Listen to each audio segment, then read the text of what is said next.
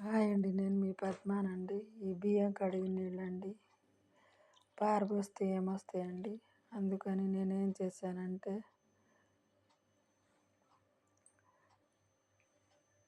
అరటికాయ తినేసానండి. అరటికాయ తొక్కలు, ఈ ఉల్లిపాయ తొక్కలు,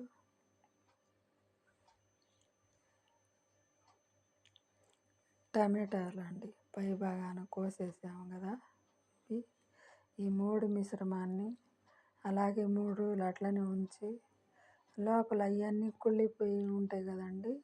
ఈ 3 మిశ్రమాన్ని అలాగే ఉంచేసి 3 రోజుల తర్వాత చెట్టు మొదల్లో మనం పోసామంటే చెట్లు అనేది బాగా దృఢంగా, బలంగా, ఆరోగ్యంగా పెరుగుతాయండి. చెట్లు మొదల్లో పోస్తే మొగ్గలు అనేది బాగా వస్తాయండి.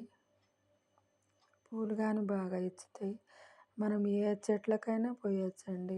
చామంతి చెట్లు కానీ, గులాబీ చెట్లు కానీ, జాజి పూల చెట్లు కానీ ఏ చెట్లకైనా పోయొచ్చండి. ఆరోగ్యంగా పెరుగుతాయి బాగా. ఈ నీళ్లు పోస్తే వేస్ట్గా పడేస్తే మనకేమొస్తుందండి. అలాగే మనము ఇంట్లోనే తయారు చేసుకొని మనం ఇలా చెట్లకు పోస్తే చెట్లు అనేది బలంగా బాగా పెరుగుతాయండి. నా వీడియో మీకు నచ్చితే లైక్ చేయండి, షేర్ చేయండి, పక్కన ఉన్న బెల్ బటన్ నొక్కండి. బాయ్ అండి.